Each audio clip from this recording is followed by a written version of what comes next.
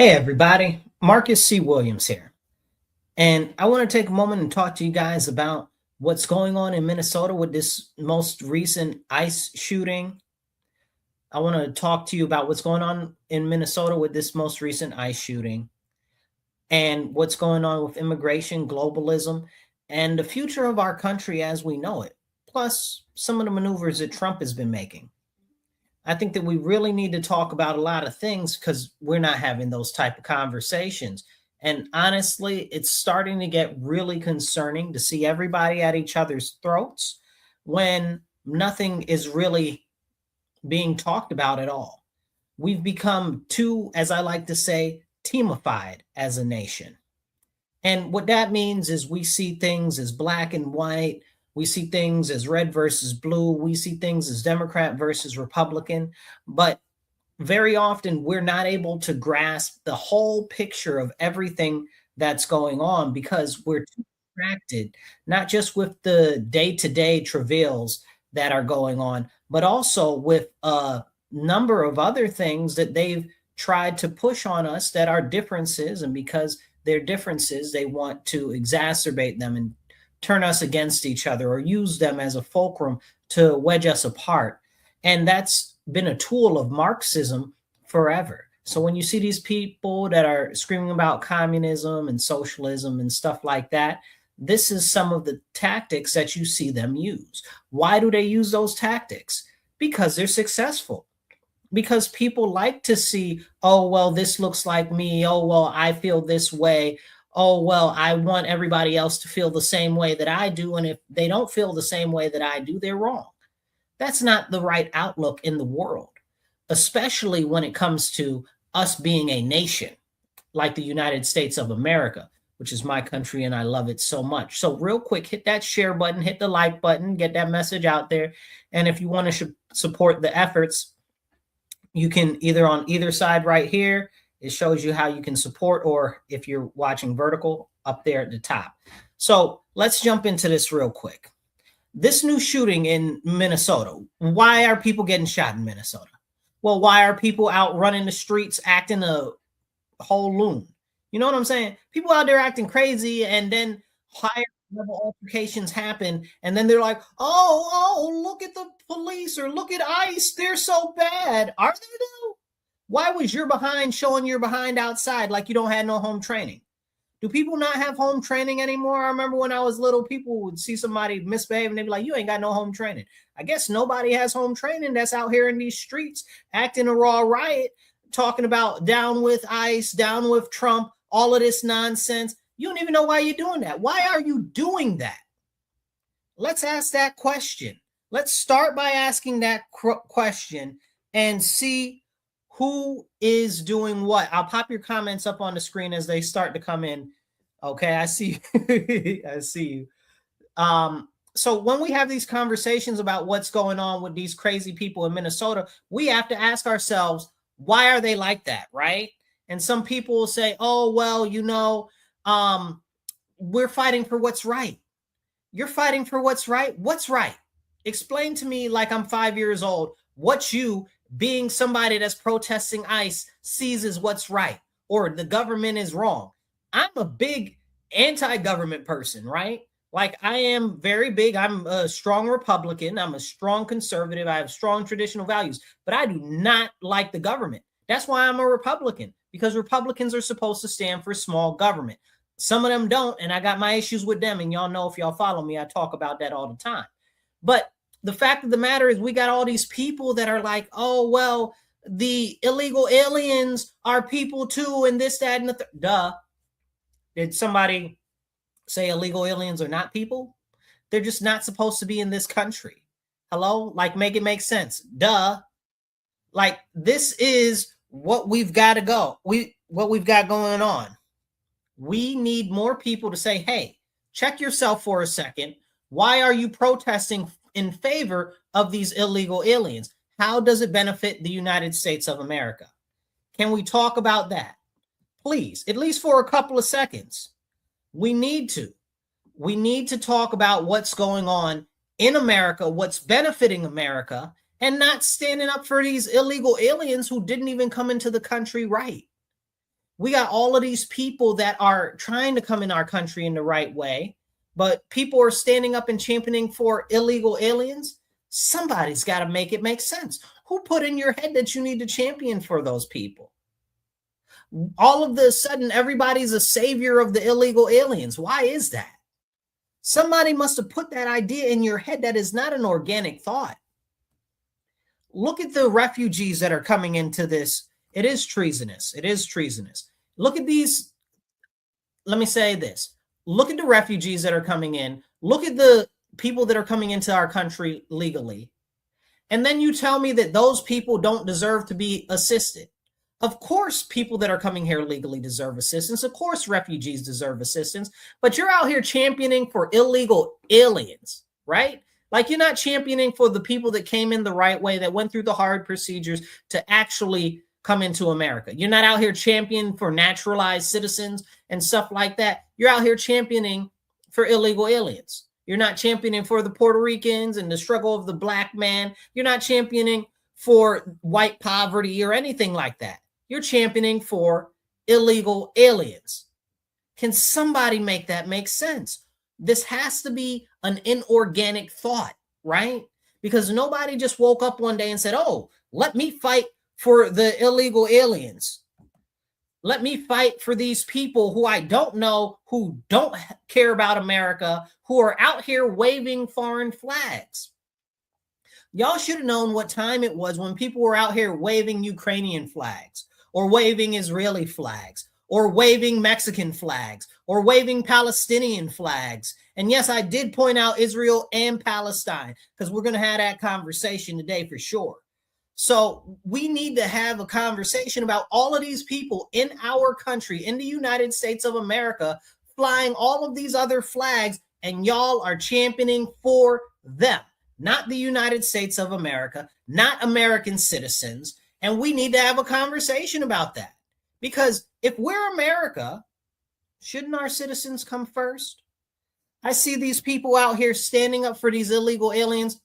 And where I live, we got a ton of homeless people. I guarantee you on the news tomorrow where I live, we'll have some dead homeless people because of the cold. I guarantee you. This is something that needs to be talked about. We've got education is out of control. Not just where I live in New York State. And it's that way in many states, especially the blue states. The youth's future are being stolen away because the quality of the education just isn't there for them to get anything, even a McDonald's job, more or less a high-end, high technical profession. Can we talk about that? No, we're prioritizing illegal aliens. This is a serious, serious problem. Why are we focusing on this? Who told people to focus on this? That doesn't even talk about how hard it is for people to buy a house, people that are struggling to retire, the cost of the value of the dollar being less. And here we are, we have people in our country that just want to act up for the sole purpose of these illegal aliens. And that's a very, very, very, and the Somali flag, you're right, I didn't talk about the Somali flag and the Somali flag, but they want to act up for these illegal aliens. And how come nobody is talking about our issues as American citizens? They don't care about us. We don't matter, but you're out there marching for them. I saw my state senator, mind you guys, not my federal senator. My federal senator is Chuck Schumer. Terrible trash. That's a whole separate conversation. But my state senator, Jeremy Cooney, was out there parading around with these people that were crying about something that happened in Minnesota. I don't care about what happened in Minnesota. No offense. I do care, but I don't care because you're my senator. You're not the senator for Minnesota. You know, you're not in the Minnesota State House. You're in the New York State House. Why are you out here with these people talking about what's going on in Minnesota when we got people dying here, getting stabbed here, getting shot here in our district, and you're out there complaining about something that's going on over there? Somebody's got to make that make sense to me. It's really, really, really crazy. And they get into office and they take an oath, not just to our nation and to uphold our Constitution, but also to be representatives of our citizens, not foreigners, not illegal aliens, of our citizens. And here they are protesting and saying, we're going to fight for the immigrants and this and the third. And when they say immigrants, they conflate everything together because it's not about people who are immigrating normally. It's about illegal aliens. Okay? This is very important, and it's a conversation that needs to have. Somebody said it's mostly the people that have TDS. Well, but it's also other people. What's happened is this, and I'll give you an example, right? We had the Renee Good situation, which is crazy because look at her name. How's that her name? And she just so happened to be causing all types of trouble. She was being bad. Like, I mean, are we serious? Like, the whole thing smells royally. But even still, with it smelling bad, we have to ask ourselves, why was she out there? Then her so-called partner was up there championing her on, saying, oh, yeah, drive off. And apparently her partner has all of these violent tendencies and stuff like that and likes to abuse children and so forth. But it's neither here nor there. Why are you putting yourself in that situation? These aren't regular protests. These aren't people standing on the sidewalk protesting quietly, calmly, or whatever the case is, even if it was on the sidewalk and was a little uproarious. These are people trying to impede federal investigations, federal policing actions. And then she's over here trying to run over people with the car. And then people are like, oh, no, they shot her wrongly. No, they didn't. No, they didn't. You know why? Because she had no business to do that to begin with. She ushered that in on herself because she was behaving in a manner, in a way in which is completely unreasonable. And we can't talk about that. Maybe she didn't have to die. I don't know. You know what I'm saying? I'm not God. Everything works on his time. But the fact of the matter is that her behavior in a situation where she was interfering in a federal investigation is what caused her death. But these people want to try to unite around her like she's some savior, holier than thou type of person because she's so righteous for standing up for illegal aliens who are criminals. Let me be very clear right now. ICE is out here right now collecting these criminal illegal aliens. Now, when it comes to ICE, I think that they need to deport more of these illegal aliens, okay? I think we need to start denaturalizations because a lot of these people are here fraudulently, like I said earlier, out here waving all of these flags of foreign nations, supporting other nations, talking about they're going to topple the American government. You're going to topple the American government for foreign interests? Can you make that make sense to me? How are you going to tell me that you're going to topple America for foreign interests? That's not okay. That's not cool. That's not cute. You are treasonous. You are an enemy of our country and of every American citizen. This is for real. Then as we have these conversations about this important stuff, we have to ask us, why are they interfering? Who told them that they should interfere in these operations? Is it just because they hate Trump?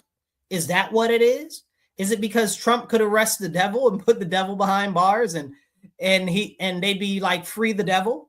Like, is this crazy? Like, I mean, what are we doing? What are we doing? They arrested Maduro and everybody's like, free Maduro. Wait a second. The Democrats just last year were talking about how bad Maduro is and what he's doing and how much they support that other crazy lady. Like, what's going on here? Why can't we have this conversation? So we've got these people out here fighting back and forth with ICE and stuff like that. And it's a serious, serious issue. So people say, oh, well, she was innocent. She didn't do anything. Yes, she did. She wasn't innocent. Again, she's out here acting a raw riot, okay, impeding a federal investigation and then trying to run over officers. Okay, whether you say she was or she wasn't is immaterial because the fact of her actions show that she was not concerned for the officers or their proximity to her vehicle, which she knew the officer was in front of it. You know what I'm saying? And people are like, oh, well, the officer could judge the distance between her and this and that. And shut up. Shut up. So if the officer could judge that, could she judge that? These are just crazy questions we need to ask. But hey, it's too much like right to actually ask the questions.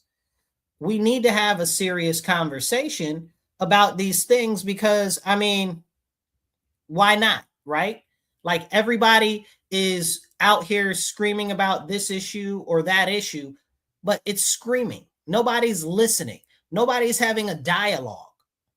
And the first question that needs to be answered is, why are you out here for illegal aliens and you don't have the energy to protest for quality education for the children? I have never once seen any protest on the television about these people protesting because of the quality of education for the children.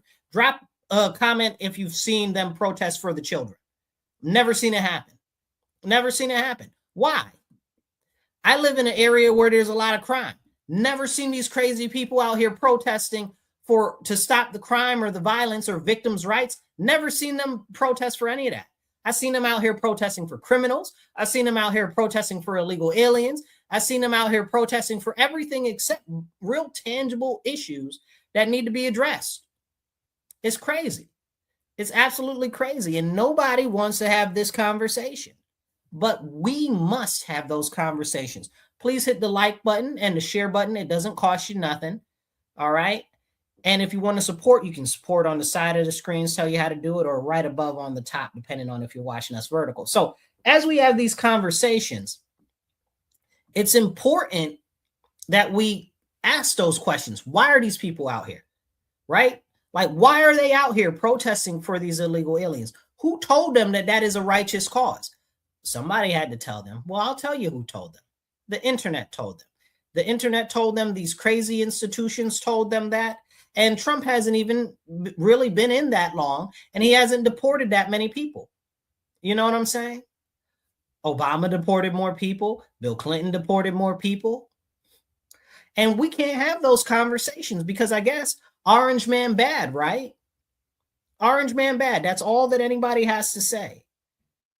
And a lot of these people that are in these different riots and stuff like that are paid agitators. They'll say, oh, well, some people are paid protesters. Yes, some people are paid protesters. But the more important people to watch are the paid agitators. Okay? We got to look out for them because they'll be in these different groups throwing rocks, hitting people, pushing people, causing problems. I saw this one lady in my area talking about she's going to be passing out whistles for people to impede the issues with with that ICE are doing, right? So she wants to stop ICE and make their job difficult. Let me tell you about the last time they did that here in Rochester, where I live. HIS was doing a sting on a child trafficking ring and a human trafficking ring. Let me say that again so you understand clearly what was happening. HIS, Homeland Security Investigations, that's like the DHS version of the FBI, okay? They were doing an investigation on these people that were human trafficking. Now, in my city, it's a medium-sized city, but there's a lot of human trafficking, a lot of prostitution, and a lot of people that don't have any business being here that seem to be either homeless or on drugs or being used as prostitutes. But more than that, we got a lot of people that go missing here all the time. So HIS was going after these human traffickers. And all of these protesters came out of the woodwork to try to stop them from pulling over these human traffickers, which were charged human traffickers, by the way. That's why they had a warrant out for their arrest. Like, can we be real about that? Then my mayor got on the TV along with the police chief. The mayor's up there like, the police shouldn't have helped them do crowd control because they needed help. There was like 8 HIS officers and then like a crowd of like 70, 80 people. Like, why wouldn't they call for backup? This is real serious. Like, we need to talk about that. But no, they don't want any of these people out here to actually be arrested. You mean to tell me what is going on? And yes, everything that I say, I firmly stand by. Okay, nobody's paying me. I wish they would pay me to talk about what I'm passionate about, which is my nation, preserving our country, and all of that stuff. I wish y'all cut me a check for real, because that's something that I'm very passionate about, is my nation. So, but and I'm not a member of the 7K club either, and I never will be, because America only, y'all. That's it. So we have to have the conversation about where are all these people coming from that got this idea. So this lady is out here locally now passing out these whistles and stuff. We have a lot of criminal activity in my city, and they don't put criminals in jail here. They don't. Like, criminals run amok, do whatever they want, shoot up the neighborhood, stab people in broad daylight, and get out of jail the same day, if they even get picked up at all. That's not a joke. I wish that was hyperbole, but this is what's happening in my home that I love and I fight for every single day. So this is very important to me. So we've got these people passing out these whistles here, talking about they want to stop ICE from our neighborhoods. Why? Why? Most of the black people that live in my mostly black neighborhood want these illegal aliens gone. They're taking up whole sections of our streets. Okay, there's one street not far from where I live where the whole neighborhood, the whole street, one of the whole streets in the neighborhood is taken up by illegal aliens. Not refugees, because we got a whole different section for refugees not far from where I live, in a different area. Okay, then we got the legal immigrants, but these aren't legal immigrants. Okay, so can we have that conversation? Why don't you want these people to actually arrest these criminals? Well, because you've been told that they're the enemy, they're so bad, but your behavior is making them perform more higher level activities as far as policing and militarization goes. Y'all out here acting a raw riot and then get hands put on you and then wonder why you got hands put on you when you're cursing in people's face, spitting in people's face, going rah, rah, rah, rah, blowing, what do you call them things? Blowing whistles in people's ears and stuff like that. I'd knock somebody's teeth out the other side of their mouth. They blow a whistle in my face. That whistle be so far down their throat, it'd be a problem. So more power to all of these officers that are out here just taking that, because I would not take that as an individual. This is why I'm not a police officer right now, because I'm not dealing with none of that. So God bless all of our officers that are still wearing the shield right now, because I just wouldn't want to. So I'm so supportive of them, because given all of the stuff that they have to deal with, it's crazy. I wouldn't want to do it. It's not for me. It's for somebody else. Okay. And these are the problems that we have to understand. What's happened over the last couple of years is they've disincentivized policing. They've tied the hands of the police. And if you look at Minnesota, not only have they had all of these defund the police nonsense going on in Minnesota, where the police can barely do any crime. I actually just saw, I don't remember whether it was like CNN or what was it, 60 Minutes or something. One of them did a report on like Minnesota and the police in one of the cities in Minnesota. It might have been Minneapolis. Don't quote me on that. Where they had it like a ride along and interviews with the police, and the police were saying, yeah, we can't even respond to all the calls. We don't have enough officers, all of the drugs and all of the this and all of the that. Craziness, right? So absolute craziness. But can we have that conversation? Now let's dig into it. This is a real serious thing. So hit the share button, hit the like button. As we dig into this, right? We look at the people that push to defund the police. We look at the people that push to let all the criminals out of jail.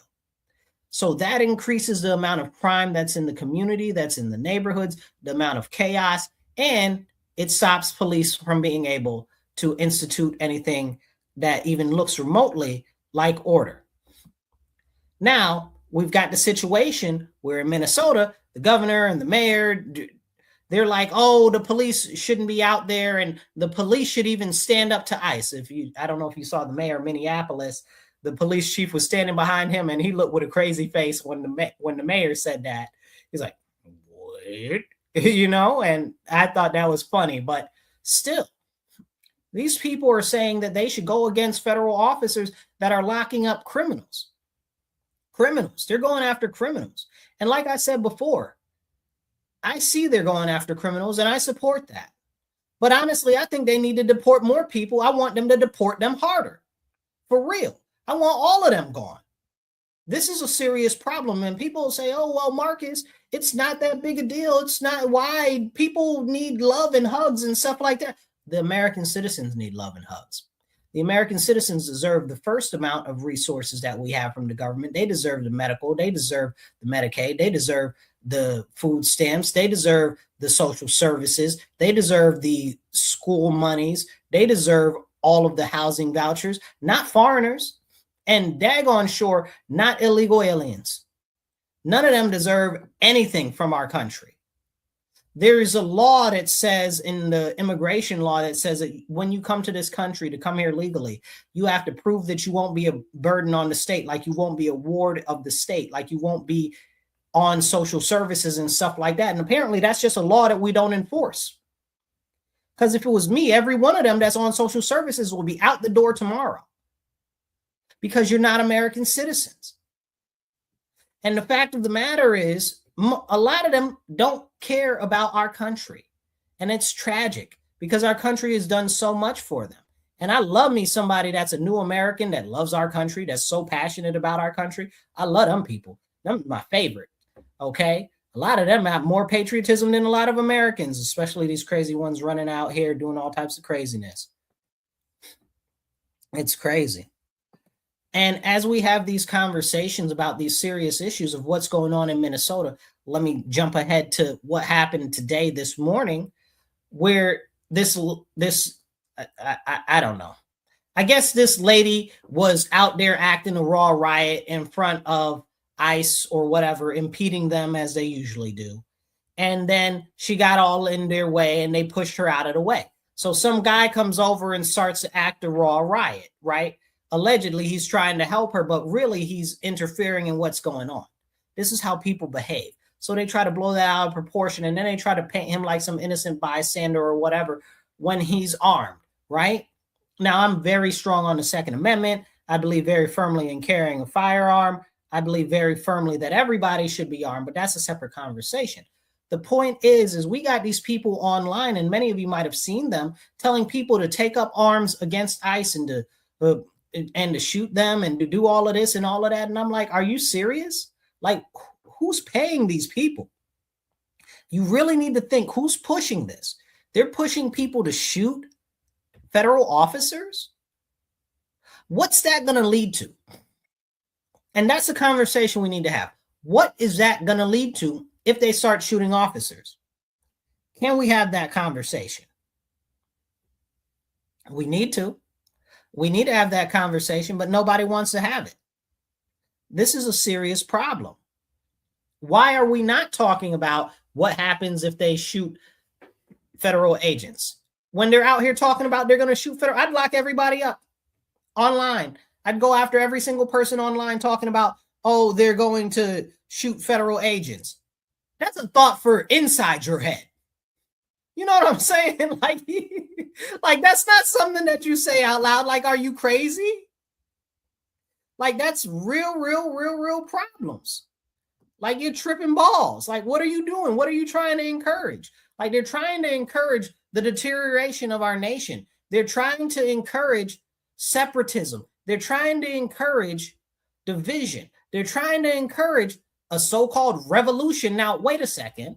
They want a revolution in our country in honor of foreigners.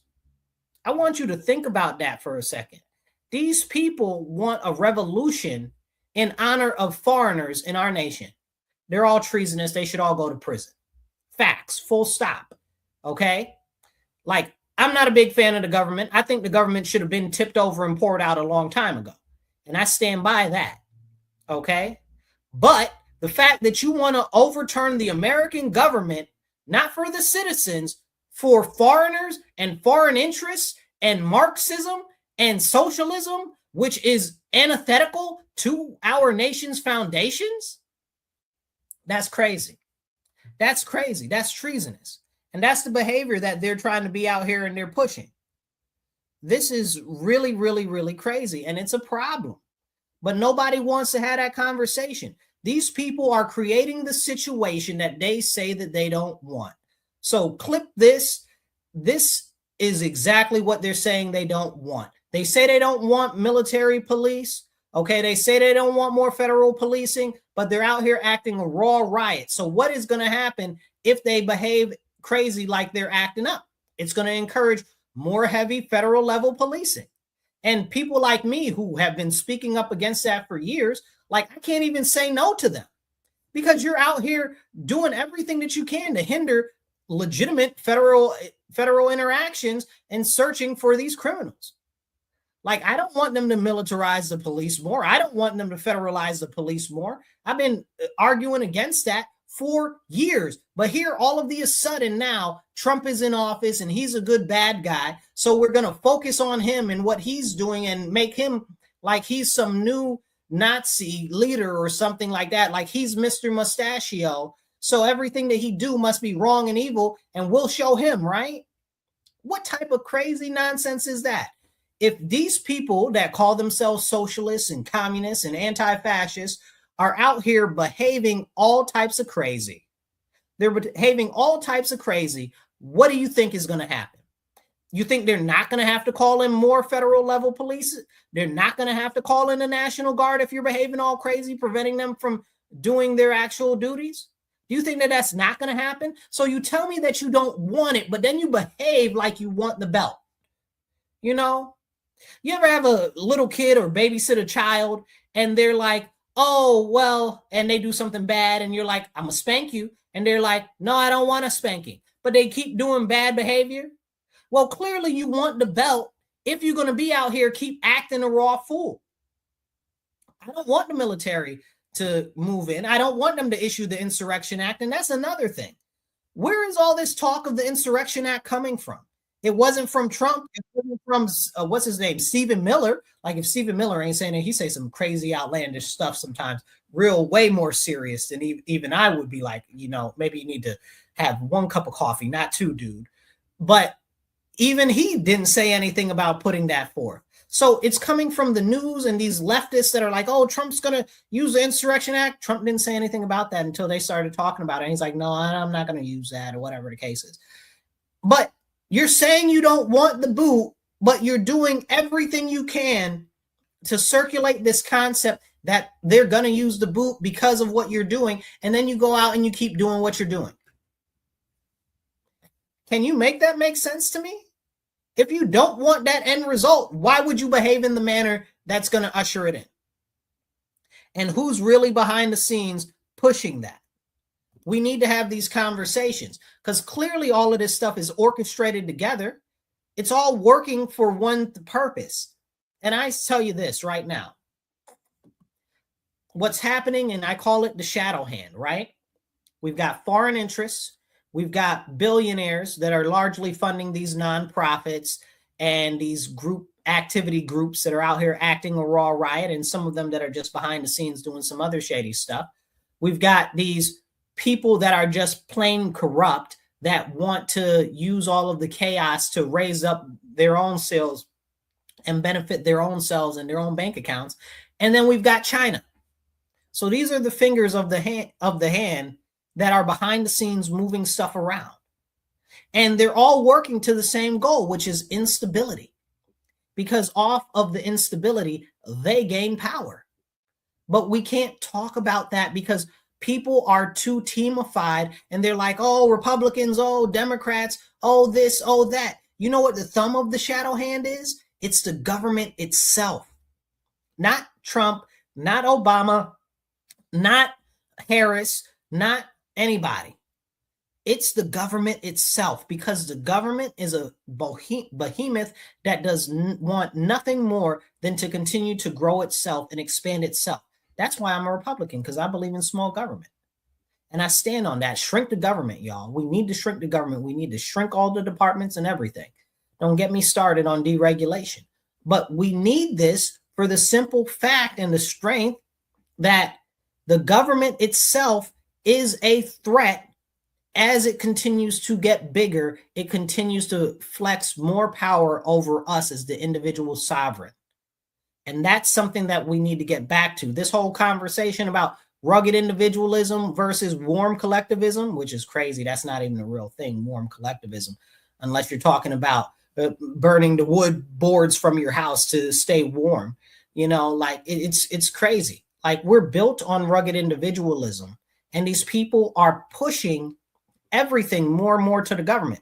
Now watch this. The same people that are out here protesting, talking about, oh, they're anti-fascist, which means they're not for big government, are the same people that are for big government. They want the government to do more. When the Democrats were in office, these same people were like, oh, the government needs to do more. They're always talking about the government needs to take your guns. And now all of a sudden they're pro 2A. Make it make sense.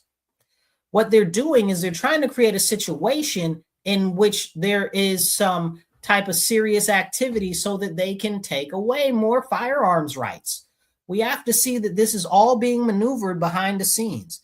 It's very, very serious, and we need to have this conversation. But there are so many people that'll try to detract. There are so many people that'll try to say so much crazy things, and nobody will say anything. Nobody will do anything because we're stuck and we're locked in this conflict of red versus blue, Democrat versus Republican. And again, behind the scenes, it's the shadow hand. The shadow hand is one, the thumb is big government itself. It doesn't matter who's in the office. Okay. Two, the foreign interests. Okay. Foreign interests and foreign countries. Three, you've got the billionaires. Okay. That are funding all of these nonprofits and these crazy organizations out here getting these people to act up, as well as other billionaires behind the scenes doing other crazy stuff. Four, okay? China, y'all. We got to remember that China's always doing everything that they can to manipulate our nation and break us apart because it gives them more power. And not just in the United States, but on the world scale. That's what we see happening with Canada. We'll talk about that in a couple moments. And then also just the people that are involved with all of the shenanigans or in the government itself, but a lot of the people that are outside of the government that are just involved that want to raise their own sale or help themselves get money or whatever, grift off of the stuff. But can we have those conversations? No, because everything's black and white. Everything's Democrat and Republican. It's so much more serious than just that simplified situation. And none of that takes into account the world scale of what's going on. And that's what we need to really talk about. What's going on in the world? What's happening in the world? Why is this happening in the US? And why is it happening in the US right now? Do you know? If you know why this is happening right now of all times of times, drop a comment in the comments, okay? Also, hit the like button and the share button. So we just had the Davos, right? The Davos event with the World Economic Forum. And in the World Economic Forum, that's where all of the super wealthy people and the leaders of the Western world and everybody from all around the world that has all the money, they go to Switzerland and they all party and hobnob together and talk about how they're going to rule over us poors and what they're going to do to us and where they're going to move everything in the future. That just happened at Davos. Drink water, stay hydrated. So that just happened at Davos. And we had Trump go up there, and Trump spoke, and he was like, listen, I'm not playing with none of y'all. Y'all been manipulating America. Y'all been acting a raw riot. And since I've gotten back in office, all I've been doing is handling business. I'm working on fixing our economy. I'm working on making us the strongest nation in the world, and we are. And I've done a great job. And he went on to say, and look at Canada acting a raw riot, talking about they're out here going to be best buddies with China now. Now, if you guys don't know, there's a history there with China and Canada, and China really letting all of these people from China, I guess you would say, infiltrate Canada. So with that happening and people not talking about it, go look up what happened with Huawei and the Huawei's daughter. I think she was like one of the high-level executives of the company as well, vice president or something. But look up what happened with that. Okay, look up the Chinese training in Canada. Look up that. Look up the Chinese police stations in Canada. Look that up. So Mark Carney is over there, all there sucking on the toes of Xi Jinping, and so is England right now. England's about to open up a giant, a giant embassy that is right over these giant data cables, in which China can easily hack into, because it runs right underneath their huge embassy, which is a couple hundred rooms big, which people are talking about they're going to kidnap people off the street and hold them there and torture them, because that's what China does, international repression. So you can look that up. So this is something that's very serious, what's going on. So when Canada says, oh, we're going to get all buddy-buddy with China, that's a problem. Like, are they dumb? Like, are they stupid? Like, Mark Carney isn't stupid. He was the head of the BIS. And if you want to look up some shady type of people, you think the World Economic Forum is shady, you think George Soros is shady, you want to talk about these international bankers. I seen some of them comments down there. I see the group chat going, okay, the international bankers. Talk about the BIS. Go look up the BIS, the Bank of International Settlements. Craziness. Like, if you thought the IMF was bad, they're way worse. Look them up too if you don't know who they are. So when we have these conversations about what's going on over there, Trump's talking about how great a job he's done. He's refocused America on America and America's interests. And this is what he's talking about in his speech. But what was very interesting is, he was like, listen, we're going to do what's best for our country. And you're either with us or we're just going to cut you out. And we're going to work with whoever's with us.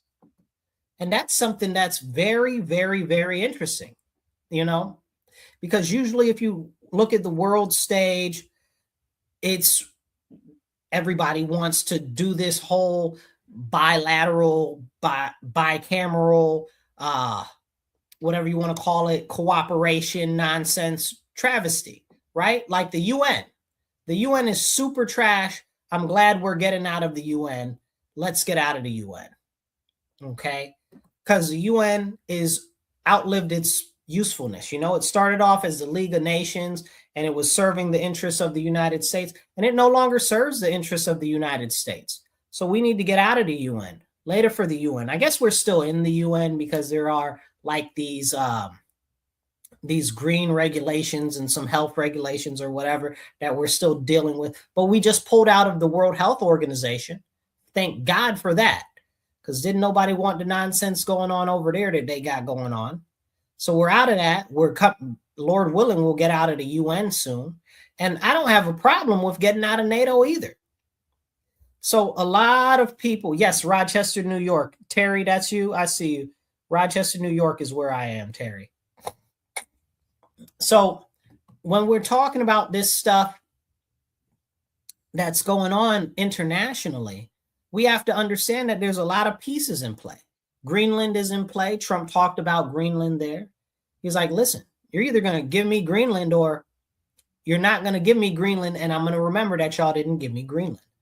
So before he left over there, he had a deal worked out where essentially we're going to get rights in perpetuity to Greenland or whatever. We'll see how it comes out at the end of the day.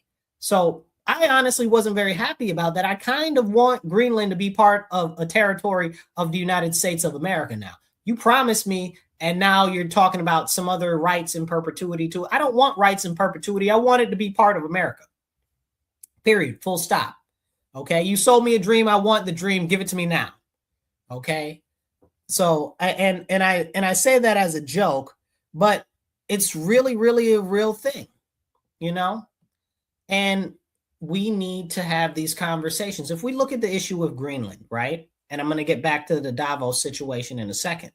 If we look at the issue with Greenland, we need Greenland strategically because it's right between North America and Russia, right? So if missiles were to come from Russia, the shortest way would be over the Arctic, which would be right to us.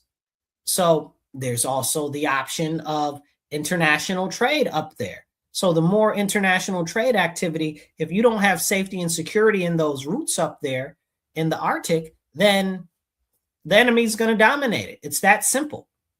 So we need control of that area over there. You know, honestly, I believe very firmly now, look, if you look at it on a map, we need Svalbard also. Slavbad, or however you say it, we need that also, which is another island chain. I think Norway owns them, but we need them too. So that'll be interesting, but we'll see what happens. We'll see what happens with that.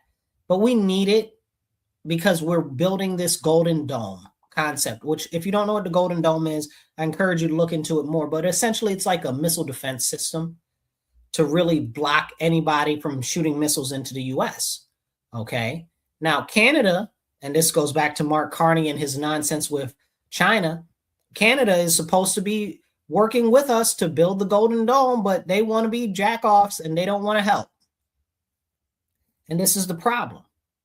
This is why we're at odds with Canada right now. And somebody will say, oh, well, it's because we told them we want them to be the 51st state or whatever the case is. Good. They should be.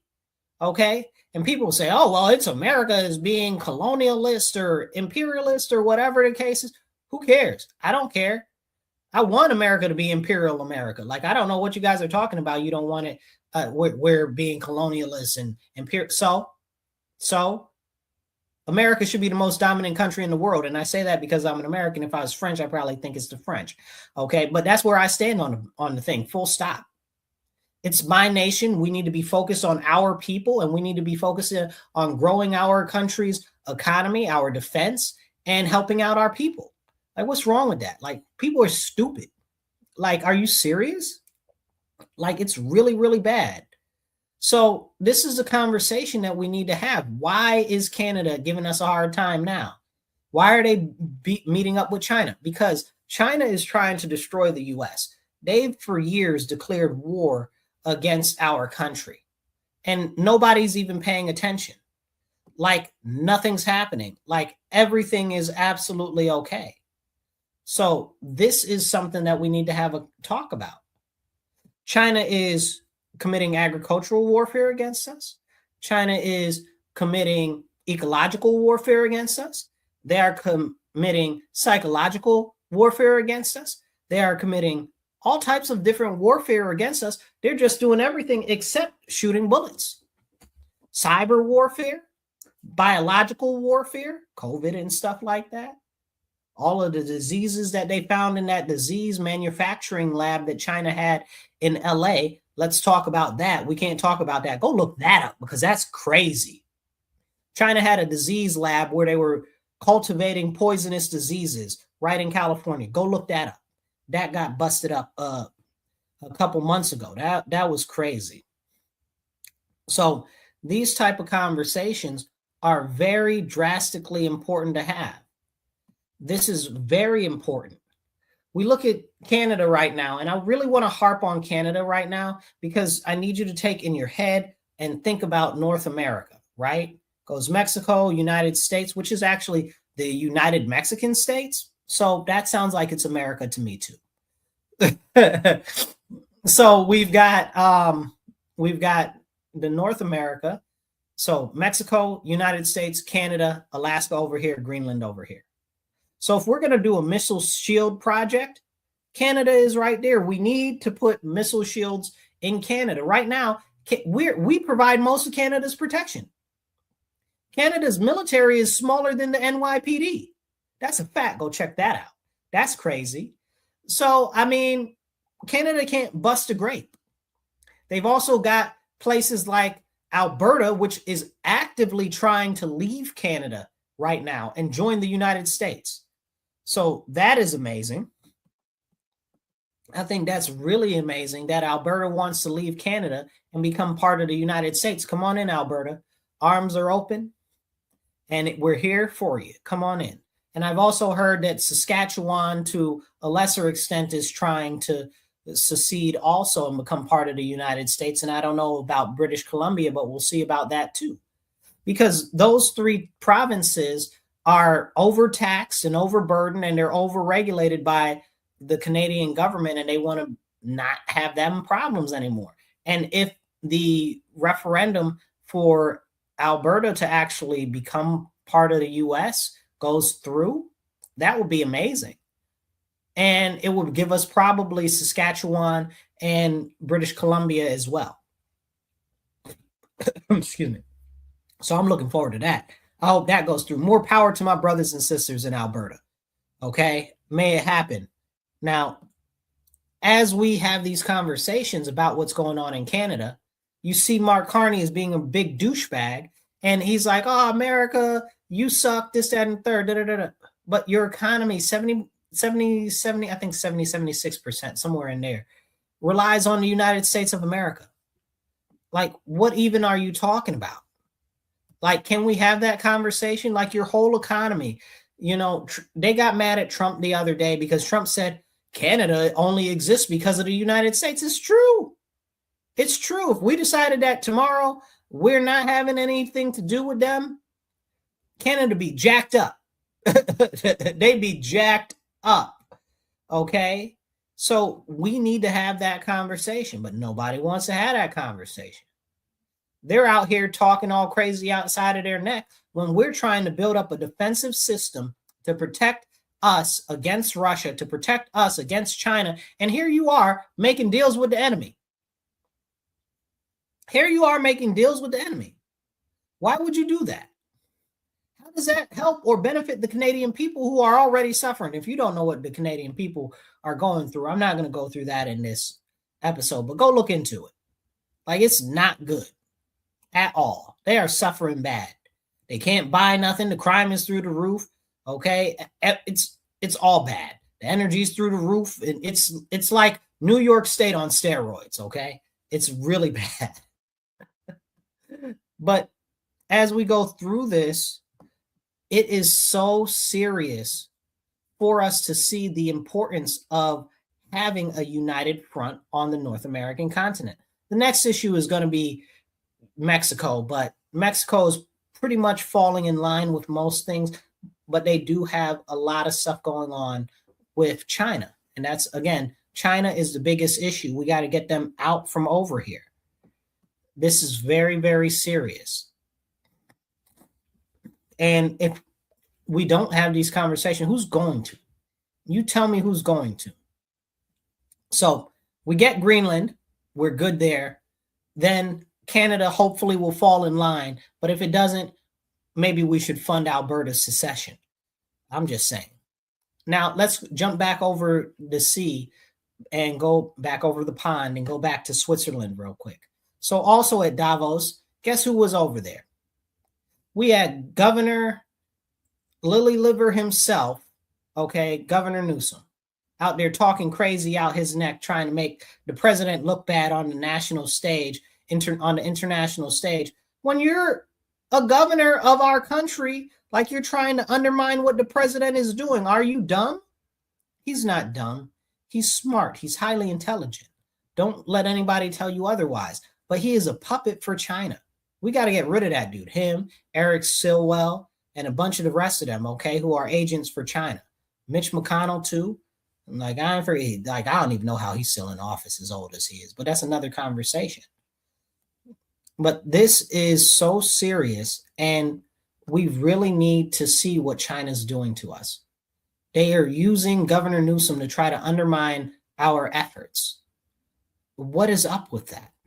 And why can't we have a conversation about that? This is serious. It's really, really serious. And I don't think that anybody really understands what's going on unless you put it all together. So let's talk about what else is going on in the world stage and what's going on in, I guess you'd say, Europe, right? So look at Europe. Europe, there's only a couple of countries that are going around that actually have anything going for them. A lot of them have all of these issues with, what would you call it? Immigration, to say it loosely. And I guess it would be non-heritage Europeans, which apparently is a thing that they're saying now, non-heritage Europeans. That's funny, because the other about a week or two ago, what's his name? Vivek Ramaswamy got on the stage at AmFest and said, heritage Americans don't matter. That'd be me, my family, and anybody that is either one of the families from the original settlers, or American Indians, or even that would be people that are here from previous to the Civil War. So apparently heritage to this Indian dude, okay, he's talking about our heritage doesn't matter and it doesn't make you more American. It absolutely does. It absolutely does make us more American. Like, you're tripping, and you can go back to India if that's the way that you feel. Okay, we got a red dot over here, Hindu, talking about, oh, God this and God that. Which of your 50 million gods? Don't play in my face. Okay, masquerading like you believe in the Christian God. There is only one true God. Okay, that is the Lord our Father, Jesus Christ, and the Holy Spirit. Okay, we have a triune God, and that's it, and there ain't no more. Period. Now, when we have this stuff going on, where we've got these people telling us that being a heritage American doesn't mean anything, it's the same globalist rhetoric. You have to listen, and then you have to listen again. So now over in Europe, they're talking about all of these people, these foreigners and stuff like that, are causing problems because they're non-heritage Europeans. And it's true. It's very, very true. And that's a problem. But they try to manipulate the language, and they try to manipulate how you think, so you can't conceptualize what's going on. And when they do that, they got you. And that's what they want. They want to have you in a position where it doesn't matter whether you believe what they're talking about or not. They want to have it set up so you can't think outside of their little box or their little confines. And this is where we're going. So now we've got all these places in Europe that have problems with all of this migration nonsense, and it's tearing their whole area apart. So what Trump is saying, Trump is over there like, listen, UN doesn't work. The European Union is for trash. Okay, NATO doesn't work. Okay, we've been paying for NATO. We've been the ones who have been supplying NATO with all the weapons, and nobody's really paying their fair share. And that's serious, because we can't carry the weight for all of Europe, and then Europe wants to go and fight with Russia. We don't want to fight with Russia. You know how expensive that is? Not just money, but in manpower, in industrial power. Like, why would we want to fight with Russia if we didn't have to? Like, but France is over there like, yeah, we're going to fight with Russia and all of this and all of that. It's crazy. We're not doing that. We're not doing none of that. So why would we? And this is what people need to think about. If we're over here funding everything that goes on with Europe, essentially we're funding the European Union because they collect more, I guess you would say, fines on our actual companies that are operating over in Europe than they actually get money-wise, monetarily. And that's kind of crazy. That's really, really crazy. And people need to look into these things, because this is all important. It's so important, but they don't want you to think about it. They want you to be distracted. They want you to be distracted. And who's this? Yeah, you're right. The other countries aren't doing their part. We're doing most of the work. We're carrying the water for everybody. And that's what we're having to deal with right now. And it's expensive, bro.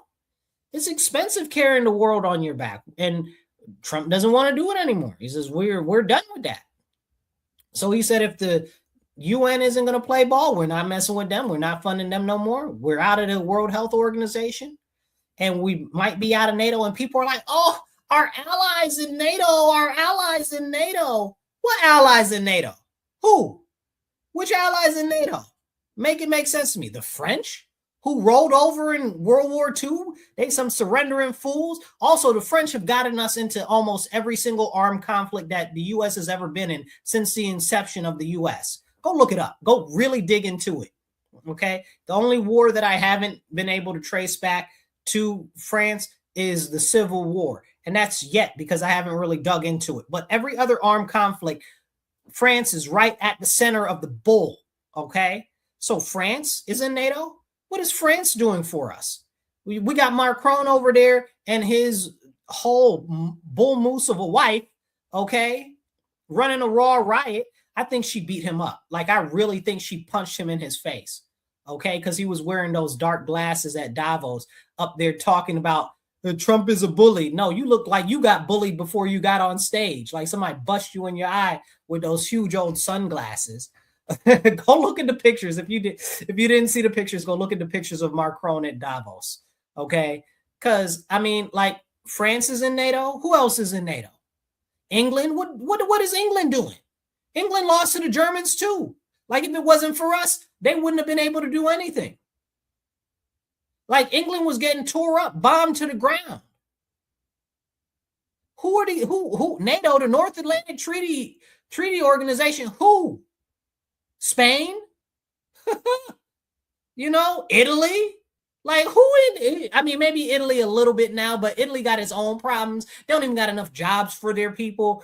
Their social security and everything is all jacked up. So Italy can't barely do nothing about themselves. Shout out to, what's her name? Meloni, Georgia. I like her. Okay. She's trying to do some things for her country. Good luck for her. I hope she succeeds. But the rest of these clowns out there, Portugal, who is in NATO? Sweden, Norway and Sweden, who gave up to the Germans and helped the Germans.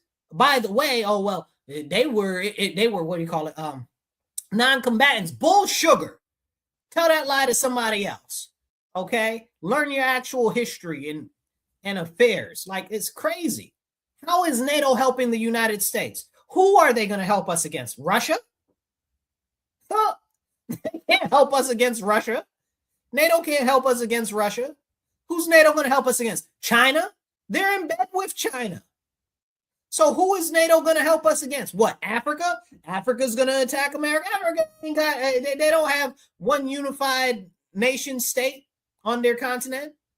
Is Australia going to attack America? Like, who is the North Atlantic Treaty Organization going to help the U.S. fight against? Who? Like, if you know who NATO's going to help us fight against, please put it in the comments, because they ain't got no hands for Russia, okay? And they definitely ain't about to fight China. So who they going to help us fight? What is the point in NATO? Are we going to fight against another rise of Germany again when Germany's part of NATO now? Like, who's on crack? Who's stupid? They must take us for fools, you know? And here's the thing about NATO, right? Like, we've got all of these other military pacts and military treaties and stuff with these other people for defense and stuff like that. We don't need NATO.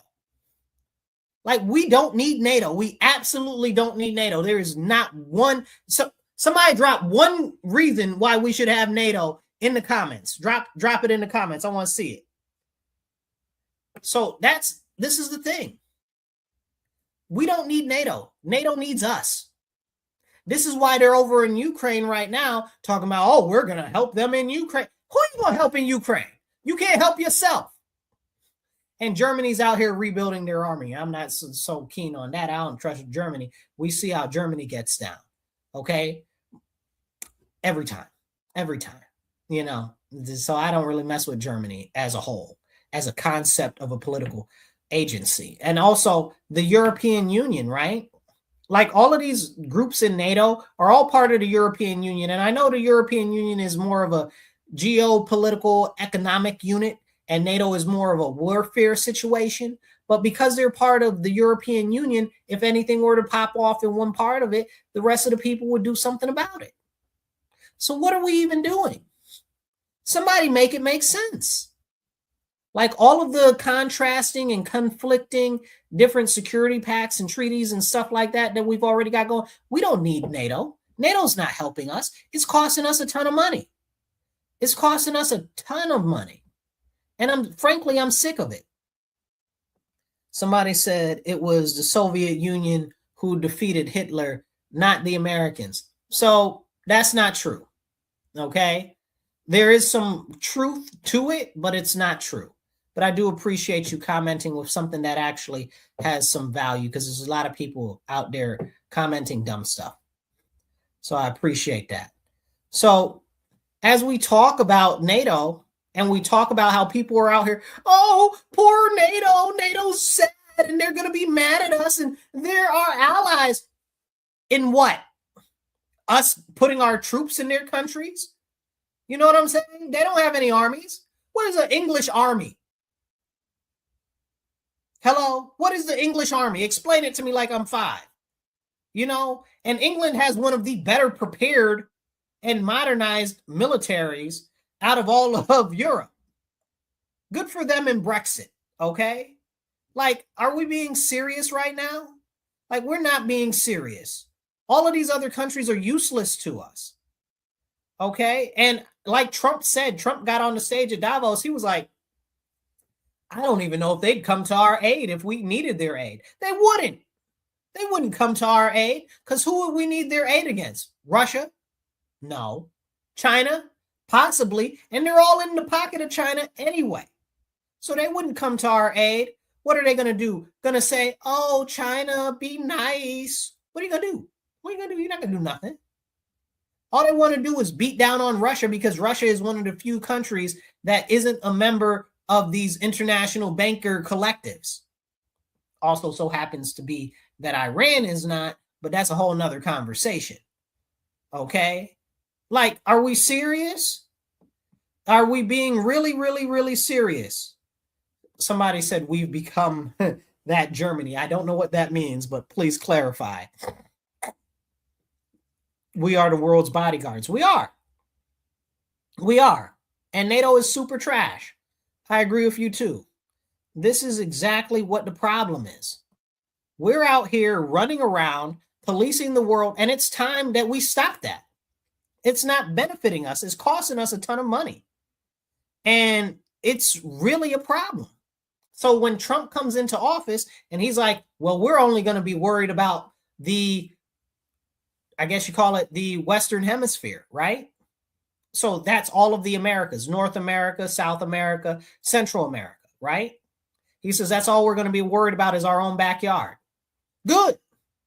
Good. Because I don't care about no sand countries. I don't care about none of the Africa, Australia, the Asia. Outside of Japan, I kind of like them. And the Philippines, I got a special affinity for them because we need them to become a state. We need them back. We should have never gave them up. We treated them bad when we had them, and we need to treat them real good and offer them full statehood if they want it, or they can just become a territory.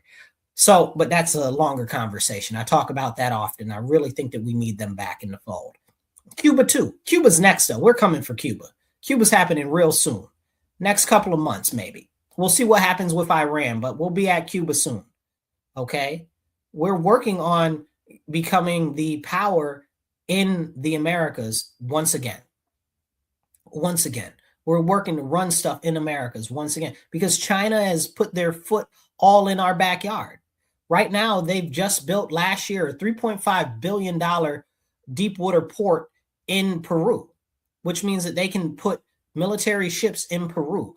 And now the U.S. Trump is putting a $1.2 billion port in, I forget what it's called, Calico or something like that, which is right near the port that China has, because we need a presence in South and Central America. And we can't have China there. China's all in Nicaragua. We're probably going to go in there again. If you guys don't know, we went into Nicaragua before, back in the 80s under George Bush the father, and that was to get rid of Noriega. So if you've heard of Noriega before, that's that whole situation. But China's all in there. They're all in Jamaica. Ask a Jamaican about the Chinese in Jamaica. Ask them what's going on there, you know?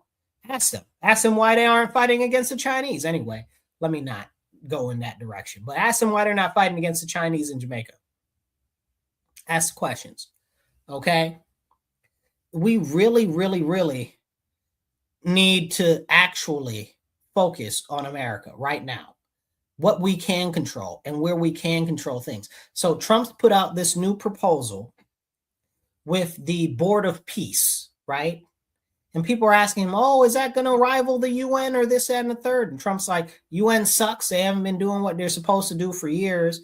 And now it's an issue with the UN trying to even establish anything. You saw the issue with, what was it, UNRWA? the people in the United Nations that were supposed to be doing the schools and the health and stuff in Palestine, and they were using them for trafficking different bombs and missile materials and all types of stuff. Is crazy. It's crazy, you know. And I'm not a big person that trusts Israel, but I distrust the UN more than I distrust Israel, if that makes any sense. So I believe them on this case. But this is the problem. This is the whole issue. Right now, the UN is not actually doing what we need them to do as America. So Trump said, that's fine. Let them do what they're going to do. We're going to open this board of peace, and the board of peace is going to actually administer the whole area of Gaza. So they're going to put all of this funding into it. They're going to work on rebuilding it. They're going to work on protecting it. And he's got all these different nations that are a part of it. He offered even Canada to come be a part of it. Canada said, well, we're looking at it, or whatever the case is. And then I think it was the foreign minister or whatever they got in Canada was like, no, we're not going to do it because, yeah. And Mark Carney said all that crazy stuff at Davos. So Trump said, well, I'm taking back my offer for you to be on this board. And previously, Mark Carney was like, well, we just are trying to figure out the financing options because a permanent board membership comes at the cost of $1 billion. I'm not sure exactly what that money is going to be used for, whether it's going to be used as like an investment account to do different projects and stuff, or whether it's going to be used for any type of military or security funding. I'm not sure what that'll be used for, but it's kind of nice that we won't be the ones spending all our money. Drink water, stay hydrated. So as we see what's going on with this thing with the Board of Peace, it's very interesting, and we'll see how it works out, because the people were asking Trump and interviewing him and saying, is that going to rival the UN? He said, I don't know, maybe, could be, you know. And if you look at the countries that he's trying to bring into the fold for that, he's even offered Russia to be on the Board of Peace there. Now, Russia is a big power in the world too, and I feel like a lot of people forget this. And this is something that has a lot to do with everything else that's going on in the world. Russia is a superpower. Like, I don't know why we play like they're not. Like, they're not as strong militarily as they used to be, and that's because of the fall of the Soviet Union, but that's a whole nother hour separate conversation. But they're becoming more powerful again. Good for them. They need more children, but that's a whole separate conversation. So they're arming back up, and they've got many groups like the Wagner Group. You guys have heard of them, I'm sure. Okay, go look them up if you're not familiar. But they've got these private military groups that are out there serving their various roles and pushing out what they want in all these different various countries. And they're very powerful. Russia's very powerful on the world stage. And they've got a leader that's really serious business for Russia, and that's Putin. And that he's doing a great job with Russia. Okay, even if people don't like him or don't like Russia, I don't like Russia because I'm American, you know, old habits die hard, you know. But he's done a great job for Russia after pulling them out of what was a complete destructive era at the end of the collapse of the Soviet Union. Like, there was complete destitution. So it's not crazy that all of the people there love him. He's the only leader that a couple of generations know. And he's also done great things. So the older people know a lot of the great things that he's done. They see what he's done, and they're like, okay, he's cool. Now, what's happened is Russia has tried to normalize their dealings with our country since they turned into the Russian Federation and no longer were the Soviet states, the Soviet socialist states. So, I mean, it's no wonder Trump is like, hey, come be a part of this board because you are a world power and we need to work on normalizing relationships. We do. And I don't care how much people feel some type of way about that. I stand very firmly on the fact that Russia could never defeat China. And without Russia's help to combat China, we'll take too big losses. So, and that's coming up soon. Sooner it looks like the more likely and more likely. But that's also the reason why Trump just started up this thing that I guess technically it's in the talking stage. It's on paper. It's not a real tangible thing yet, but it's called the C5, not the current C5 that we have right now, which is like the Central Asian nations, but it's the and it's the what do you call it? The excuse me. It's India, China, Russia, and America and Japan. So those are the countries that are going to be in it. Now, I don't think that China should be in it. Y'all know, if y'all watch me, y'all know how I feel about China. I can't stand me in China, but the US, China, Russia, India, Japan. So that's the 5 nations. It's the C5, and it's not the C5+1, which is, again, that's the Central Asian nation. So if you look it up, you got to look up the difference, because the C5+1 is Kyrgyzstan, Kazakhstan, Turkmenistan, Tajikistan, and Uzbekistan. So there is a difference, and we do have to make sure that we're actually acknowledging that they're different things. So those are important things. So we'll see what happens with that. If that ever comes up, that would be very interesting. So I guess the concept is it supposed to be like something similar to, but different from the G8, where the world powers that are world powers in population and economy actually get to talk out different issues and work and collaborate on different things. And what's going on is they really want each country to have its own area, like a sphere of influence. Like if you go back and you study the Cold War, you'll hear about sphere of influence and stuff like that, but it goes and it transcends just that period of time. It's before and it's after. Sphere of influence is very important when it comes to economy, politics, and warfare. So that's very, very important to talk about. But if we were to do this thing with the C5 nations, we could just completely get away from most of what the G7 is doing, which isn't really helping us. Plus, Trump always said that he thought that Russia should have never been kicked out of the G8, and that's part of the problems that we're having today. I agree with him on that. Like, again, one of the largest powers in the world, and you're like, oh, well, we don't like you because you're bad, because you used to be bad, but now we just don't want to like you and let you in the club, even though you got rid of the socialists like you said you were going to. You broke apart your empire like you said you were going to. And, we just don't want you in the club now because we're doing things that are involving these private bankers and these banking cartels, and you don't want none of that. Okay, chat, get with me on that. Y'all know what I'm talking about. Okay, they don't want to be part of that banking system. Y'all know exactly what I'm talking about. So this is the conversation that needs to be had. It really, really, really does, because this is a worldwide international situation. Everything that happens here in the US has international repercussions. Everything that happens internationally has repercussions in the US. But we can't have those conversations because they've got us so distracted and everything is so teamified and all of this and all of that. And nobody wants to have real conversations anymore.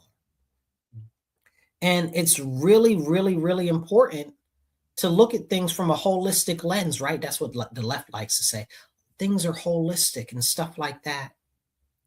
But when we have these conversations, who's listening? Who's paying attention? So hit the like button, hit the share button real quick, and get this message out there.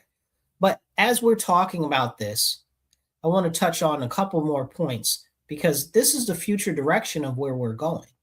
Let's bring it back to the situation with Minnesota and the immigration and stuff like that.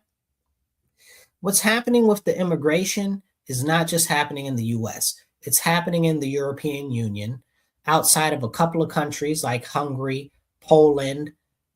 I forget the other two. There's like 2 more. Maybe it's Lithuania and one other one.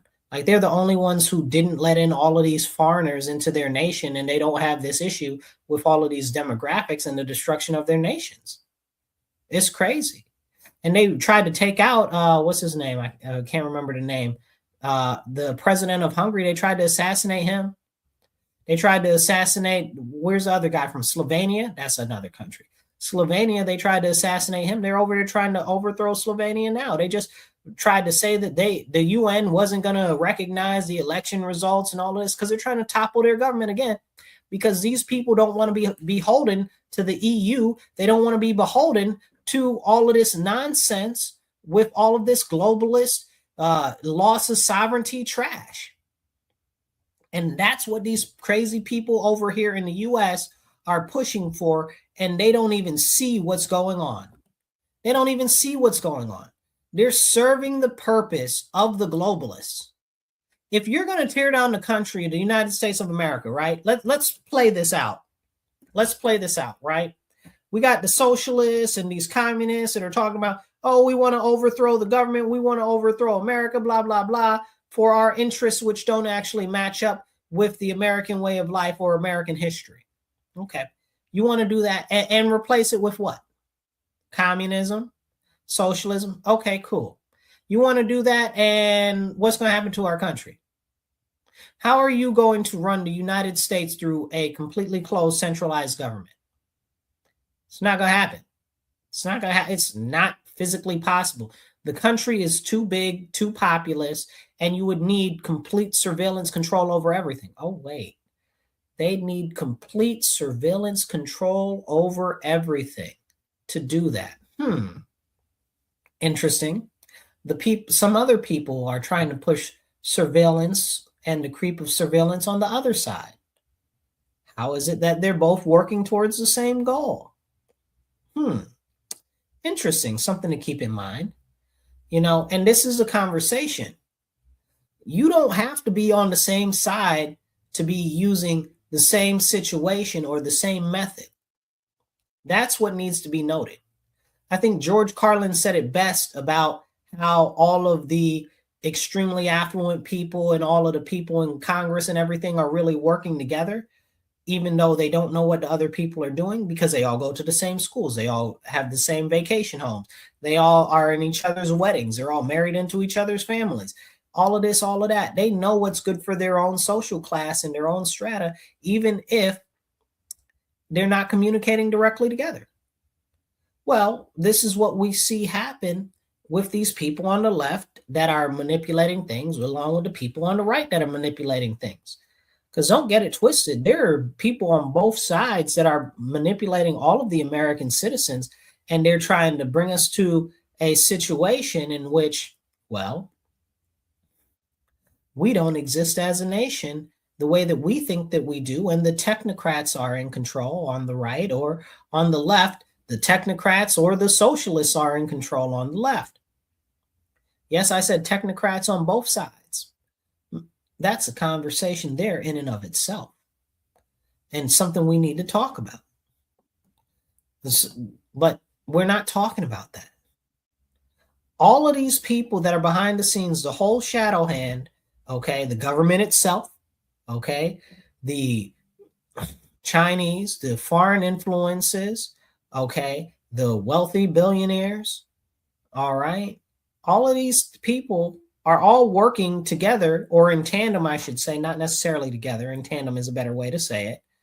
In tandem for the same purpose of deteriorating the spirit of the American people, creating division in the American people so that they can more easily take over. That's it. It's that simple. And here we are. We got people out here causing problems on the streets to usher in further heavy-handedness from the federal government. At the same time, they're talking about they don't want fascism and they don't want heavy government. Who's stupid? Who's stupid? Who believes that noise?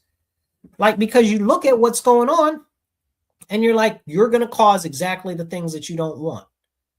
And I bring this up because, again, if these crazy people do take power, what's going to happen? China is going to come in. They're going to carve up our country, make things worse, put more power in. China's already essentially in control of California.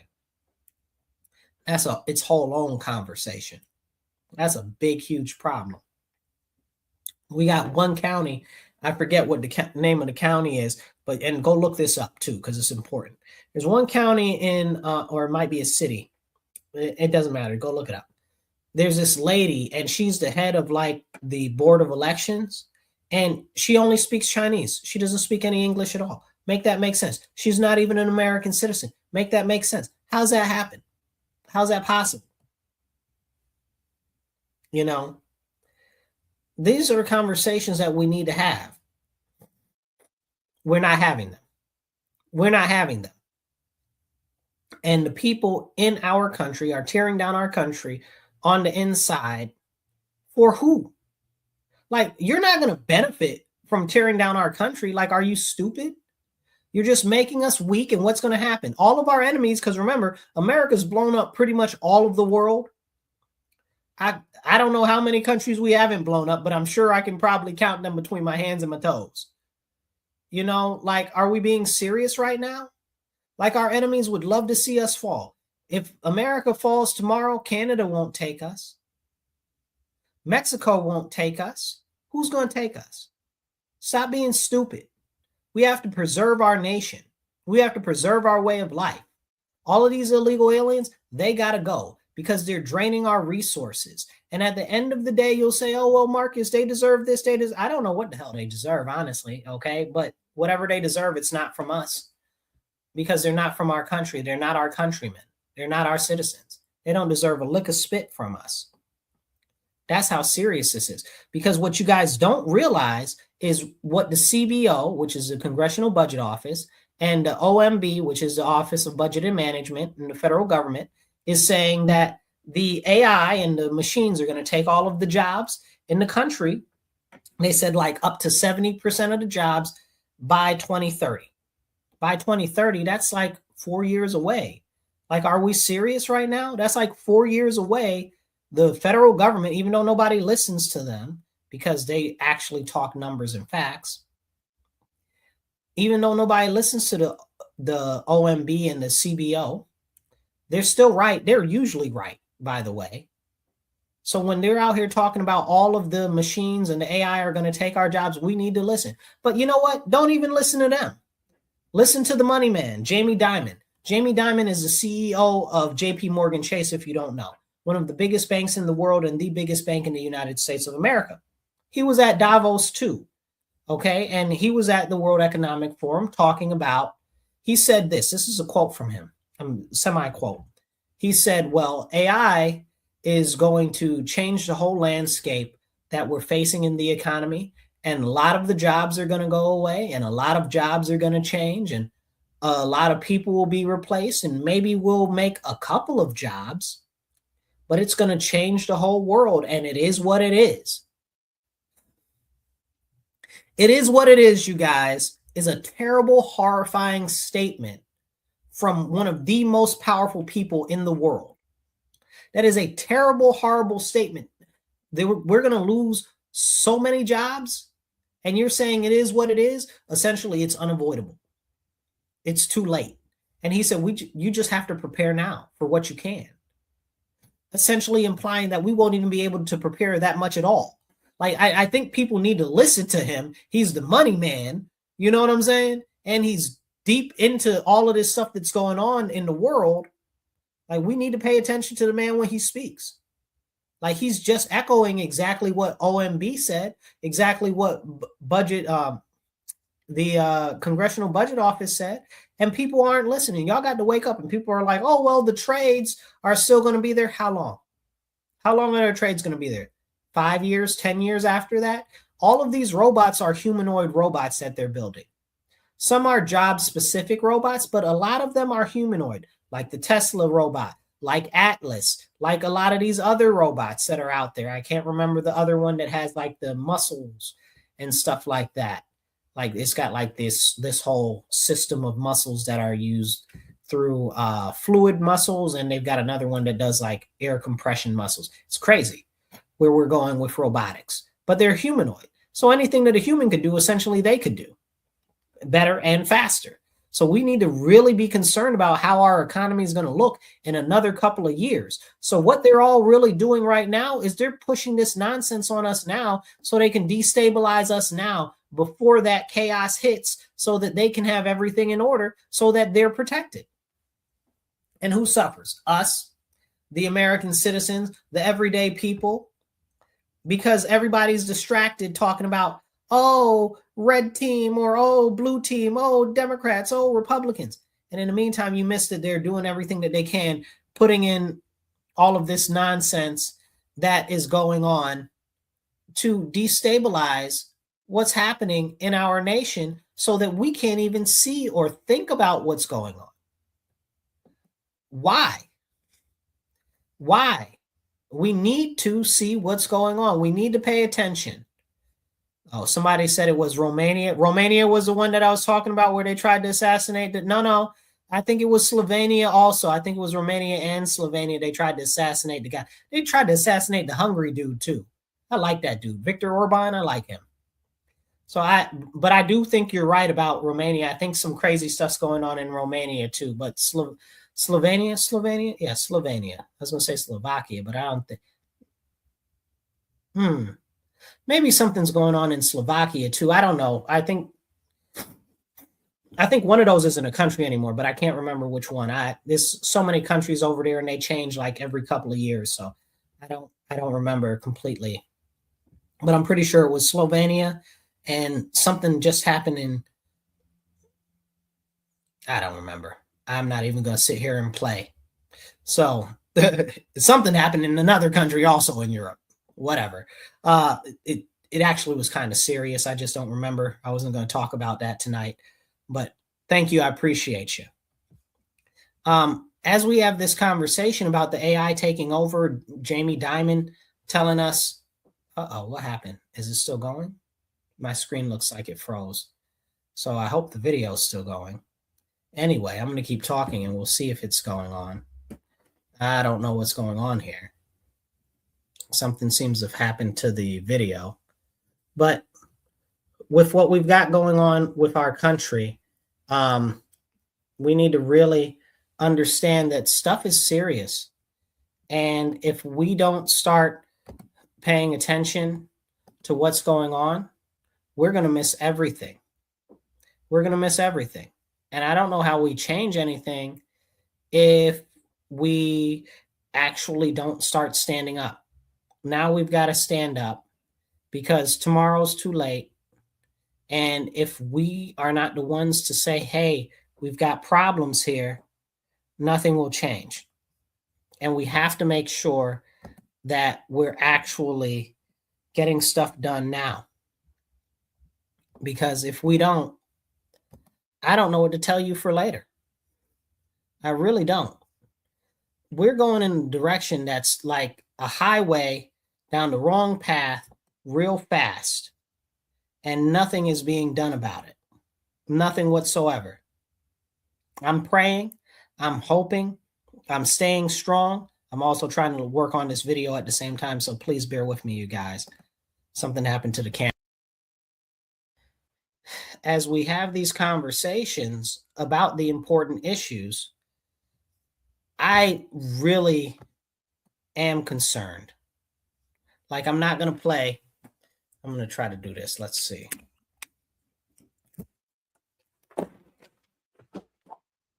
So as we have these conversations about the serious issues that we have going on, let me try to change the camera to the other side here. Excuse me with my issues with my technology right now.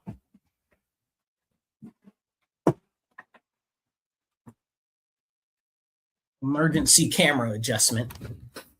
Let's see. We'll fix that in a minute. Change this here. Here we go. Let's see. All right, there we go. We are back, you guys, back in action. All right, excuse the camera issue.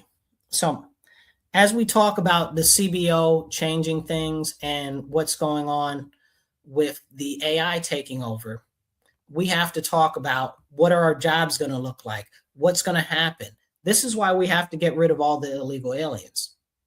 Because if we do not get rid of the illegal aliens, we're not going to have enough of an ability to actually service our own citizens. And that's a conversation that's not being had. Why, Marcus? Why should we get rid of all the illegal aliens? Well, it's very simple. If we don't get rid of them, we're going to be having them versus our own citizens. The whole reason why the illegal aliens and more immigrants keep to pour into our borders is because the people in power want them to pour into our borders. Why? Ask yourself why.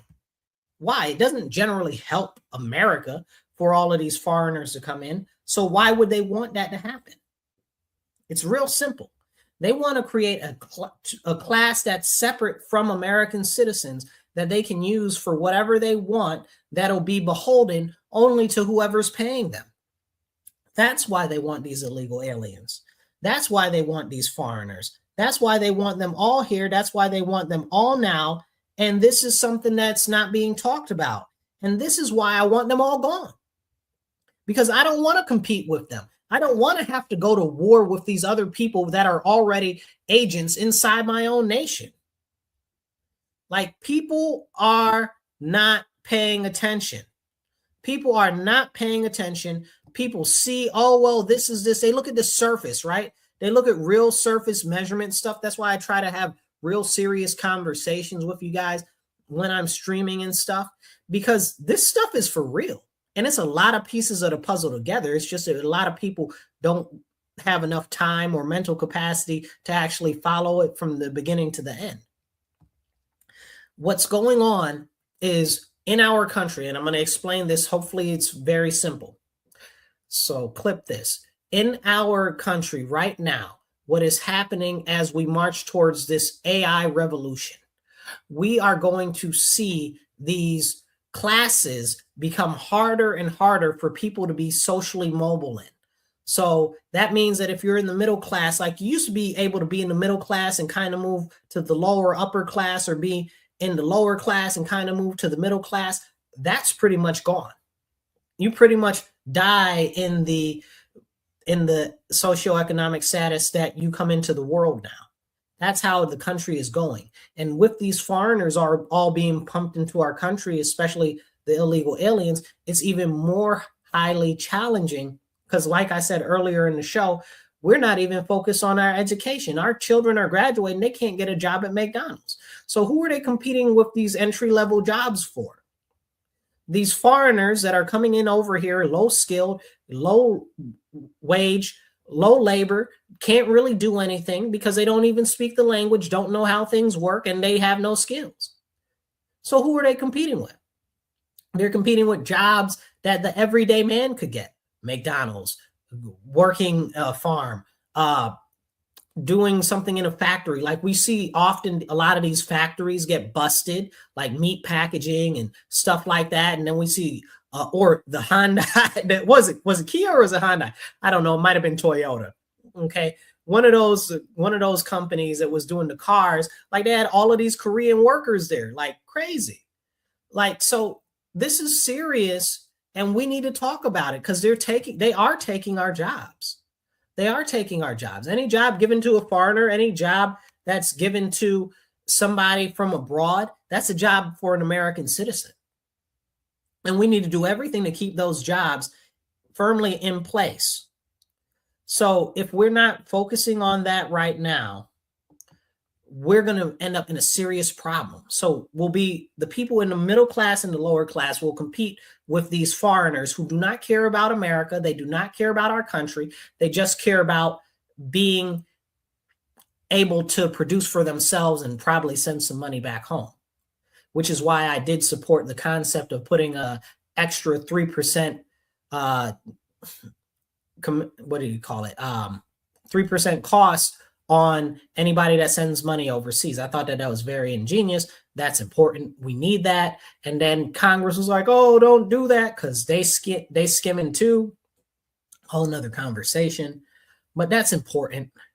That's important because if they're sending money out of our economy, that means that we don't have money in our neighborhoods. If this money is coming out of our economy, that means that the value that is able to be spent in our communities is less, which means that there's less money circulating, which means that our economy is worth less. And the more worth less things are, the closer to being worthless it is. So we need to pay attention to that. So now we've got these people on the bottom that are squishing us up, that we can't go up because you got the high level people Okay, the high class people, they don't want you to come up, so they can try to keep you down. And you got the low people squeezing you out of the middle. But wait, there's more. We got this whole other group of foreigners that are coming in on H-1B visas, O-1B, I think it's O-1B. I think it's a B at the end of the O-1 visas. And all of these other visas, what's the C-1 and a couple of other visas that they got coming in over here to do all of this work and stuff like that. And they're more high-paid jobs, or at least allegedly with some of the H-1B visas, who clearly they're not all being high-paid, even though that's what they're supposed to be used for. But we've got a lot of these people now that are above the average everyday American, that are above the average everyday American worker. They're above us. So we got the foreigners above us and we got the foreigners below us. Now look what's happening. We're being sandwiched out from the top and the bottom, and we're being squeezed out of the whole sandwich. And our people are suffering because of it. And people are like, oh, well, it's enough for everybody. It's not enough for everybody. It's not, because that's not how society works. For jobs and positions and stuff like that, you need training, you need skills, you need labor, or you need knowledge, you need know-how. You need all of these different things to work these different positions. Let's be honest. And I was watching one of the ladies that runs a military defense company the other day, and she's like, yeah, man, we'd love to hire more people, but even with all the training programs and stuff, it's going to take us another 10 years to hire the people that we need with the skills that we need, because we're going to have to train people to have those skills. But by that time, we'll have all machines doing all of the jobs. You'll have all machines doing all of the jobs. And this is what I'm talking about, back to the AI and the machines, and why we got to get rid of all of these foreigners. Because she said it out her mouth. In the next 10 years, all the jobs will be taken by machines in her company. That is serious. That should be the red flag and the alarm for everybody. Like, she's got a multi-million-dollar, okay, I think they do something like almost a couple $1 billion a year. I forget what the name of her company is, but they do a couple $1 billion in contracts a year just with the government. Just with the government. And she's talking about in another 10 years, because the people don't have the skills now, they're turning everything into robots. But you go to McDonald's, and the McDonald's is all robots. There's some McDonald's is, depending on where you go in the country, the whole thing is run by machines, run by AI, run by robots. It's got like one person in there. Like, we got to be honest with what's going on and happening in our country. And it's very, very, very serious. But not enough people want to have these important conversations. It's so bad. Somebody said, no foreigners to replace us. Don't pay attention to Fox News. You're an idiot. Straight facts. You don't know what the hell you're talking about. Excuse me, I should say you don't know what the heaven you're talking about. You don't know what you're talking about at all. It's not about replacement. It's about diminishing returns. The fact is the jobs are going away, like I'm mentioning, and people are like, oh, nobody's being replaced. You're an idiot if you think that people aren't being replaced. Of course people are being replaced, because if you can pay somebody for less to work longer and to do more, of course you pay the person less. Who's stupid? Like, that's basic business. Come on now. Come on now. Who's stupid? Wake up. This is very serious. So I'll leave you guys with this, because this is the direction of the world that we're going in right now. And they want to squeeze us out, so we can't fight back, so we can't do anything, because they know that once this AI thing really hits, it's going to be so much destabilization and stuff. They have to have ways to control us, because people can't work, can't eat. People can't work, can't get no money. Government ain't got no money because all the illegal aliens and all the foreigners have expended it. Social Security is gone by 2035, y'all. That's another 9 years. We're out of money. I really hope that some of Trump's plans with the sovereign wealth fund and these baby bonds and other things really work on stabilizing our economy and stuff. But we have to face facts. Right now, if things proceed where they are from today forward, we're in trouble.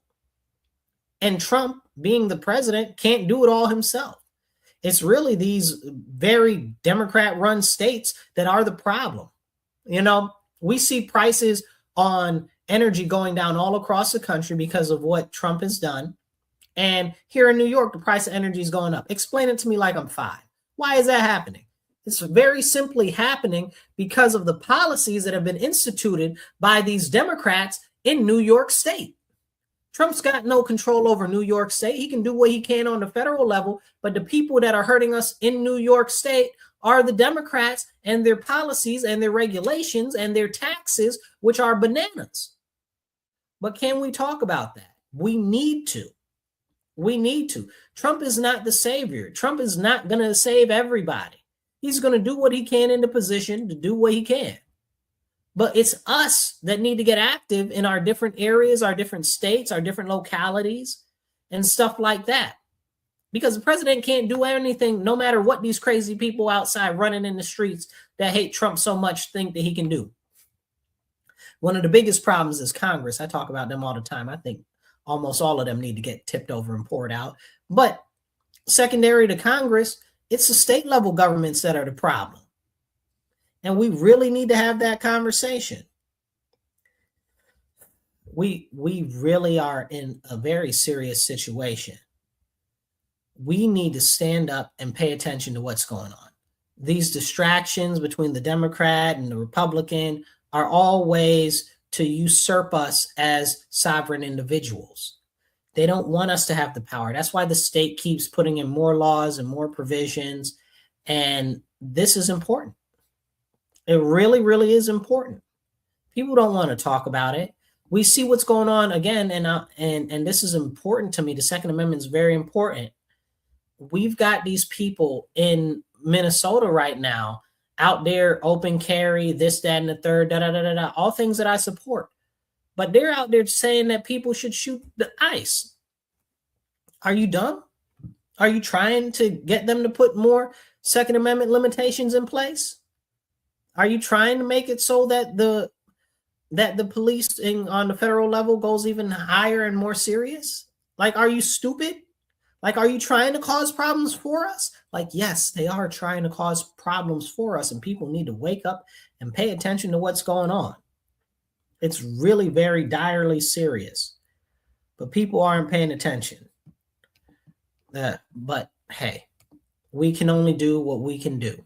So I encourage you to find a way to get active locally, because we can't do everything ourselves, but we can make little changes in our communities through legislation, through policy, to actually preserve some of our rights, liberties, and freedoms.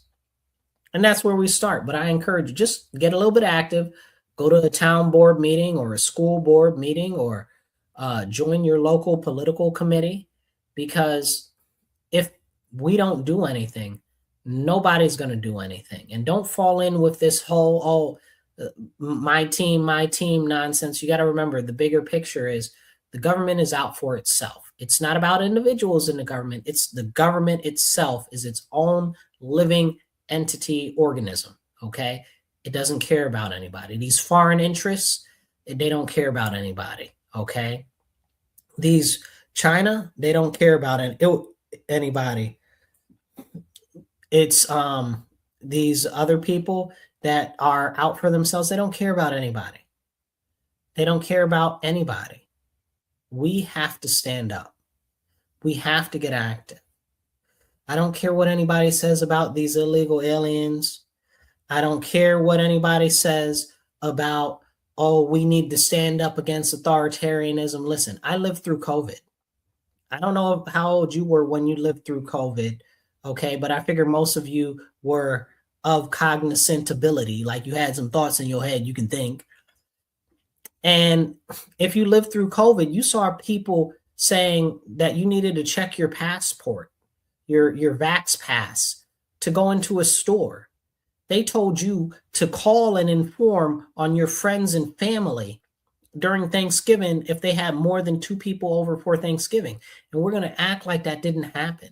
Like, these are the same people that supported that are out here talking about, oh, we're anti-fascist. No, you're not. You are the fascists. Stop playing in my face. I remember what happened during COVID.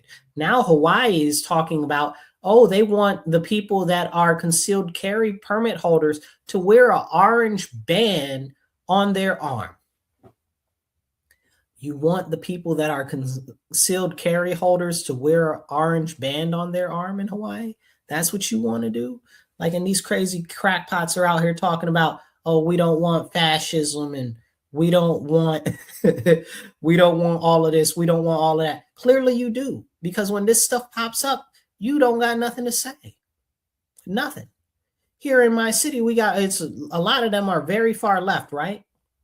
We got an area of the city, it's called the East End, and they shut it down last year, or maybe it was the year before last, right in the winter time. They shut it down, and they said that you got to show your ID to get into a public neighborhood. You make it make sense. And where were all of these anti-fascist people then? None of them spoke up about that. None of them had nothing to say. It's because none of this stuff is organic. These people don't have a single solitary thought in their mind that goes against the narrative that is being pushed to them online and through the news. Now, don't let me say that, make that sound like, oh, well, the Republicans or the people on the right have everything all together. A lot of the people are just going along with a lot of the stuff that's going on there too. It's just way worse on the left, because the lefts are in bed with the globalists and they don't even see it. They're serving the globalist interests 100%. But this is the problem. And never forget that the globalists are one of the fingers on the shadow hand. Like, this is very important. On the left, we've even got people that are now talking about globalism, that we need to have more people in all of this and all of that, like Vic Ramaswamy. We need to let in more foreigners. We need to let in more Chinese. We need to let in more Indians. Absolutely not. Absolutely not. Okay? It's crazy. It's absolutely crazy. This guy asks, what is a globalist? And I'll leave you with that. A globalist is somebody that doesn't believe that a nation should have its own sovereignty.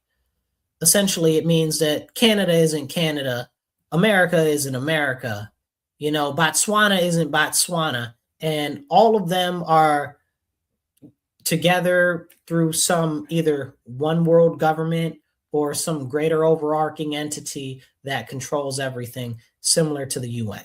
And that's a problem, because that removes state sovereignty. I was talking to somebody from Poland the other day, and you would think that if they're from Poland, oh, well, they'd be a conservative, right? Because what we know about Poland is a heavily conservative country, like Hungary.